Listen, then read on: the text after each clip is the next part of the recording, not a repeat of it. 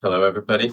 My name is Owen Rogers, and I will be presenting on I'll Make a Man Out of You, a defense for biblical masculinity in a culture of emasculation and toxic masculinity. So picture this. Your daughter just brought home a boy. The first thing you notice whenever this guy walks in the door is just that he's throwing up red flags right and left. So the first thing you notice is the way he treats the rest of your family. He doesn't treat him with respect, and he acts as though he's above all of them.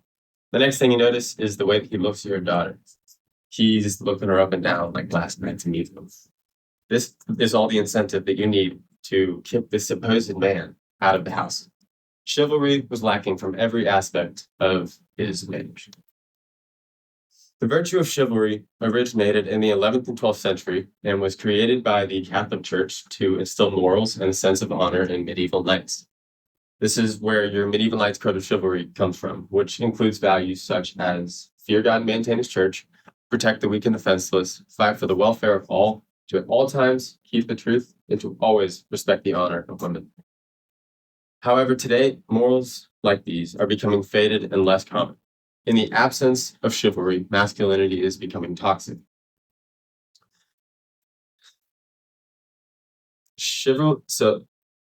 Since then, the Christian element of chivalry has slowly dwindled out.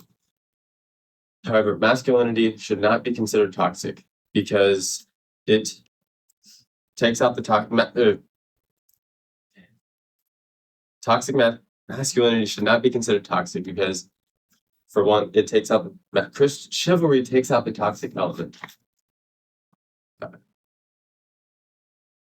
Toxic masculinity is the wrong way to act, and God created men and women to be different and to complement each other. So, first of all, toxic masculinity really blew up around the Industrial Revolution.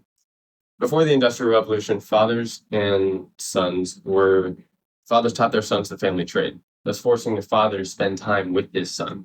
But when the revolution hit, fathers were called away to factories and they started spending less time with their sons, severely weakening the bonds between father and son.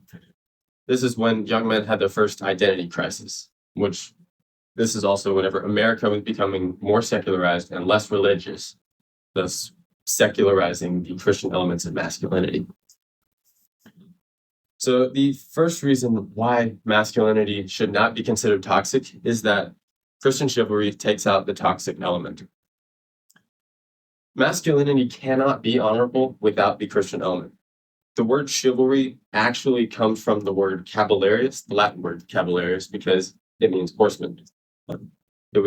Chivalry was invented to keep dishonorable, thuggish medieval knights in check. It was a way to inspire Christian values, whether or not that person was Christian. It was a way to live out Christian morals without outwardly proclaiming faith in God. Christian-derived chivalry is the best model of masculinity that all men should follow because it is represented by godly men from the Bible.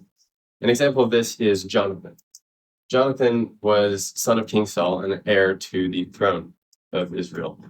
But he was also like a brother to David. And when David was anointed king of Israel, in that throne taken away from Jonathan, Jonathan didn't let it get in the way of his friendship. 1 Samuel 18:1 says, "The soul of Jonathan was knit to the soul of David, and Jonathan loved him as his own soul." Jonathan showed his selfless, godly, brotherly love through the way that he treated David. Another amazing example of chivalry is the story of Peter Miller. Peter Miller lived during the Revolutionary War and was despised by a man named Michael Whitman. On one occasion, Whitman even spat in his face, and Miller always forgave him, but the humiliation continued. A little while later, word reached Miller that Whitman had gotten himself into some trouble and was to be hanged for treason. Immediately in the middle of winter, Miller set off some 60 miles to Valley Forge to convince General George Washington to pardon Whitman's life. Washington, thinking they were friends, told Miller that he could not pardon the life of his friend, in which Miller replied, "Friend, why Michael Whitman is my worst enemy. He taunts and reviles me without end, but I am commanded by my Lord to love those who persecute me." Washington was touched by this act of chivalry and signed the pardon, but telling Miller that he had to deliver it himself. Miller then set off another 15 miles and stop the execution. True masculinity is shown through love. 1 Corinthians 13, 4-7 says, "Love is patient and kind. Love does not envy or boast. It is not arrogant or rude. It does not insist on its own way. It is not irritable or resentful. It does not rejoice at wrongdoing, but rejoices with the truth. Love bears all things, believes all things, hopes all things, endures all things." Men are called to love, to be gentle and caring, to be courageous and fierce when needed, to at all times keep the truth, and to always respect the honor of women, even if they're to always respect the honor of others, even if they are the enemy. The second reason that masculinity should not be considered toxic is because toxic masculinity is the wrong way to act. In today's culture, toxic masculinity is becoming more prominent because some people are promoting what they think is masculinity, but what is actually toxic masculinity. An example of this is the influencer Andrew Tate. Andrew Tate is well known for his podcasts, businesses, and for being a professional kickboxer.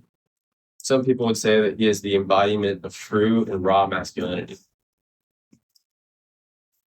He is very appealing to young people because he addresses real world problems, such as how to run a smooth household or how to have a successful job. An article analyzing Andrew Tate from his podcast states that his views on masculinity are: the man is not just the protector, but the patriarch, the provider. What he says goes, it's his way or the highway. Women are only there to look after the kids, maintain the house, and really just be of service in the relationship. While some of Tate's views are correct, some, such as misogyny, are not. The Merriam-Webster Dictionary defines misogyny as a hatred towards women. This goes directly against specific aspects of chivalry. One of the core values of the Knight's Code of Chivalry is to always respect the honor of women. Tate, a known misogynist, actually uses women and exploits them through his pornographic female webcam business and OnlyFans management company. Tate, like the worst of mankind, Adolf Hitler, uses women for his own benefit. Adolf Hitler, during World War II, established birthing farms where he put unwed women to have children with men he deemed to be the best of society, such as athletes or Secret Service officers. Hitler used women to make his perfect society. Tate uses them for money. Hitler ruined a society through the values that he pushed on people, and Tate is doing the same, starting with the men. In addition to this, Andrew Tate is Muslim, thus taking the Christian values of chivalry and taking them out. Men should not pay heed to this kind of advice for the sake of themselves and their community. The third reason that masculinity should not be considered toxic is that God created men and women to be different and to complement each other. Despite what some people are saying today, there are things that men can do that women can't, and things that women can do that men can't. It is not just the anatomical, physical differences, but the brains actually work differently as well. Nairo Shah, a professor from Stanford, conducted experimental research on the differences between the male and the female brain. He states, in a study of 34 rhesus monkeys, he observed that the male monkeys like toys with wheels much more than plush toys, and female monkeys like plush toys more than ones with wheels. Also, male and female rats behave differently. In navigation, female rats largely use landmarks to navigate, whereas male rats tend to use dead reckoning or estimations of distance and direction. When tested, humans also navigated this way. Using imaging of the brain of almost 1,000 men and women, scientists were able to observe that the female brain actually communicates with itself better than the male brain does, but that the male brain uses the logic portions of the brain more than the female brain does. The difference between sexes is so dramatic that every single cell in the body of a male is slightly different than that of a female. This proves that there are specific diversities between men and women. The difference between sexes also carries over to things such as marriage, parenting, and how people interact with each other. Michael Gurian states in his book, Raising Boys by Design, that he gives an example of this. And in a basketball game between some 13 and 14-year-old boys and girls. He